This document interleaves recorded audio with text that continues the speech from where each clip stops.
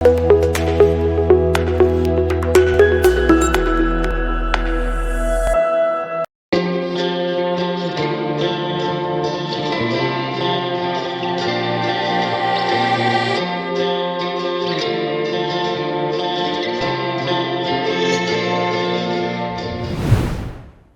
મિત્રો, real voice of ઇન્ડિયામાં આપનું હાર્દિક સ્વાગત. હું છું નેહલ મોદી. મિત્રો, અત્યારે મધ્ય પૂર્વી દેશોમાં ઇઝરાયલ છેલ્લા 11 મહિનાથી તેના પાડોશી દેશો સાથે યુદ્ધ સંઘર્ષમાં ઉતર્યું છે. ગત વર્ષે 7 ઓક્ટોબરના રોજ હમાસ દ્વારા ઇઝરાયલ પર કરવામાં આવેલા હુમલાથી યુદ્ધની શરૂઆત થઈ હતી. ઇઝરાયલ દ્વારા તેનો વળતો પ્રહાર સતત આપવામાં આવી રહ્યો છે. ત્યારે ભારતીય કામદારો માટે એક સારા સમાચાર સામે આવ્યા છે, જે અનુસાર સ્કિલ્ડ એમ્પ્લોયની જરૂરિયાત અહીં તાતી ઊભી થતા ઇઝરાયલ લગભગ 15,000 કામદારોની ભરતી કરશે. મહત્વપૂર્ણ છે કે સતત ચાલી રહેલા ઇઝરાયલ પેલેસ્ટાઇન યુદ્ધને લઈને ખૂબ જ મોટા પાયે ખુવારી થઈ છે. યુદ્ધને લઈને અહીંની અનેક ઇમારતો ધ્વસ્ત થઈ છે. અનેક ઇમારતોની મરમ્મત કરવી જરૂરી બની છે. આ સિવાય બાંધકામ ક્ષેત્રની જે રોજિંદી માંગ હોય તેને પહોંચી વળવા માટે પણ શ્રમિકોની જરૂર છે. તેમાં પણ કન્સ્ટ્રક્શન વર્કર્સ અને કેર ગીવર્સની તાત્કાલિક જરૂરિયાત ઊભી થઈ છે. કન્સ્ટ્રક્શન વર્કર્સ તરીકે કડિયા, મજૂર, પ્લમ્બર અને ઇલેક્ટ્રિશિયનની ભારે માંગ ઊભી થઈ છે.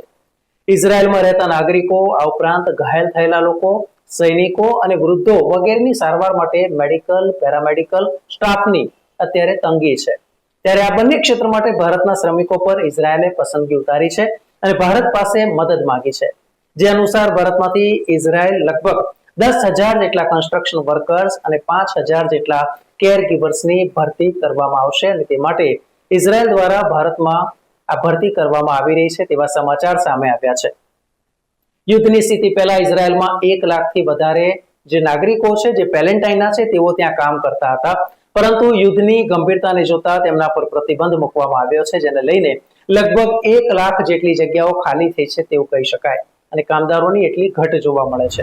જેને ધ્યાનમાં લઈને ઇઝરાયલે ભારત પાસે આ મદદ માંગી છે. ત્યારે ઇઝરાયલમાં જે પ્રમાણે કામદારોની અછત છે, ત્યારે ભારત માટે આ એક તક ઊભી થઈ છે.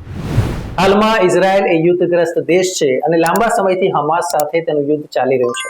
ત્યારે આ પરિસ્થિતિમાં કન્સ્ટ્રક્શન ક્ષેત્રમાં વર્કર્સની જરૂરિયાતને ધ્યાનમાં લેવામાં આવી છે અને તેણે ભારતનો સંપર્ક કર્યો છે. NSDCના જણાવ્યા અનુસાર ઇન્ફ્રાસ્ટ્રક્ચર અને હેલ્થ સેક્ટરમાં સ્કિલની અછતને પહોંચી વળવા માટે ઇઝરાયલનો આ એક પ્રયાસ છે, જે અંતર્ગત કુલ મળીને 10,000 જેટલા કન્સ્ટ્રક્શન વર્કર્સ, 5,000 જેટલા કેર ગીવર્સ માટે આ એક તક સામેથી આવી છે. ત્યારે આ ભરતી અભિયાન હાથ ધરવા માટે ભારતનો સંપર્ક ઇઝરાયલે કર્યો છે. મહત્વપૂર્ણ છે કે ગત 7 ઓક્ટોબર એટલે કે 7 ઓક્ટોબર 2023ના રોજ ઇઝરાયલ પર હમાસ દ્વારા હુમલો કરવામાં આવ્યો હતો, જેમાં એક સાથે 1400 થી વધારે નાગરિકોનો ભોગ લેવાયો હતો. યુદ્ધની સ્થિતિને જોતા તે સમયે અનેક ભારતીયો ઇઝરાયલ છોડીને દેશ ભારત પરત આવ્યા હતા. ત્યારે તેમના માટે પણ ફરી એકવાર ઇઝરાયલ જવાની આ તક ખુલી છે. એક બાજુ જ્યારે બ્રિટન, કેનેડા કે અમેરિકા જેવા દેશોમાં વિઝાના નિયમો કડક બની રહ્યા છે, ત્યારે ઇઝરાયલે એક નવો રસ્તો ખોલ્યો છે. માત્ર 94 લાખની વસ્તી ધરાવતો ઇઝરાયલ એક સાથે 15,000 જેટલા લોકોની ભરતી કરે, ત્યારે ભારત સરકાર અને ઇઝરાયલના સંબંધો સારા હોવાને કારણે પણ ઇઝરાયલે ભારતને આ તક આપી હોય એવું ચોક્કસથી કહી શકાશે. મિત્રો, ન્યૂઝ, વ્યૂઝ અને એનાલિસિસ માટે આપ જોતા રહો રિયલ વોઇસ ઓફ ઇન્ડિયા. જો આપને અમારો આ વિડીયો ગમતો હોય, આપના કોઈ મિત્રો છે કે જે વિદેશમાં રહેતા હો, ખાસ કરીને મિડલ ઈસ્ટમાં રહેતા હો, તો તેમને પણ આ વિડીયો અચૂક આપ શેર કરજો. આ વિડીયો આપને પસંદ છે તો લાઈક કરજો. ધન્યવાદ.